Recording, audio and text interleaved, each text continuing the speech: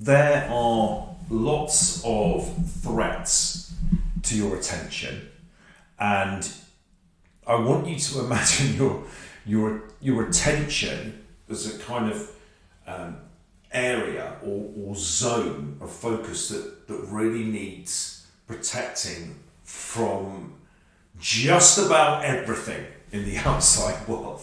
Okay, the art of directing attention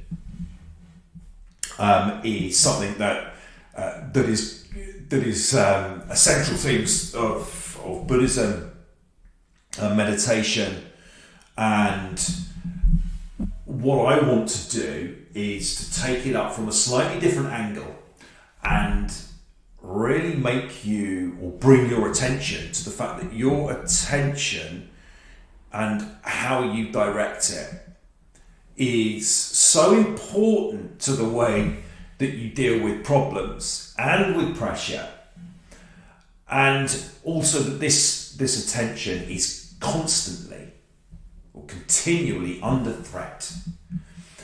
And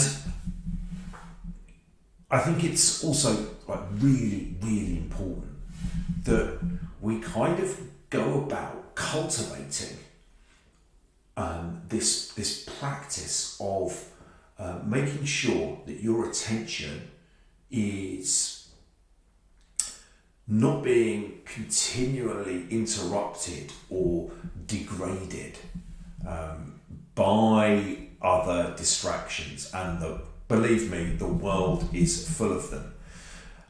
And I think we have to be very, very honest with ourselves, and we need to look all the time, be continually on guard against the threats to our attention. And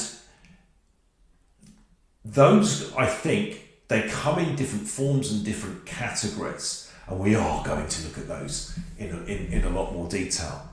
But broadly speaking, you need to be very aware of what those threats are, because they're there all the time. They're in permanent danger of just ruining any opportunity you have to do something constructive or deal with problems and deal with pressure. In fact, they contribute to it by kind of degrading and making far less effective your cell as the enzyme and breaking down problems. So, some of the threats are other people. I mean, they mostly stem from other people in some form, but other people's urgencies can be it's a constant source of problem, and we have to learn to deal with that and crack down on the urgencies of other people, because they don't actually have to be there in the same room or on the phone to you or speaking to you. They all sit in your head. What do they think? What are they going to do? Have I done the right thing? And what does Jason think? And so on. It's the first, I think, problem when we look at the threats that we have to deal with. Now, other types of threats to our attention are kind of related to that, but they're more like the social media stuff. I don't want to be bashing social media a lot, but I mean, you have to appreciate the fact that if we are going to be serious about building this cell as an effective problem enzyme and something that we can use to deal with pressure, we've got to be ruthlessly honest, and we've got to say, do I really need to be messaging this person right now about this? Do I need to be checking the message and the feedback and so on? Now, other people discuss this. You're probably aware of the problem in itself, but even then, I mean, I'm guilty of it all the time. I go on there, and of course, I have to check the responses, who said what, and it just goes on and on and on. So, Yeah, so those are two examples of threats to your attention. Others are, well, they're numerous, like day-to-day distraction. If you,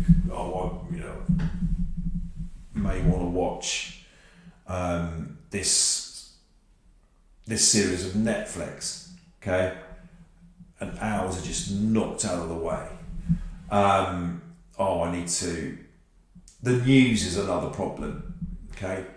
Obviously, we want to keep up with things and we want to know what's happening, but be aware of the fact that those news headlines are there deliberately to attract your attention. In other words, they will take your attention, right?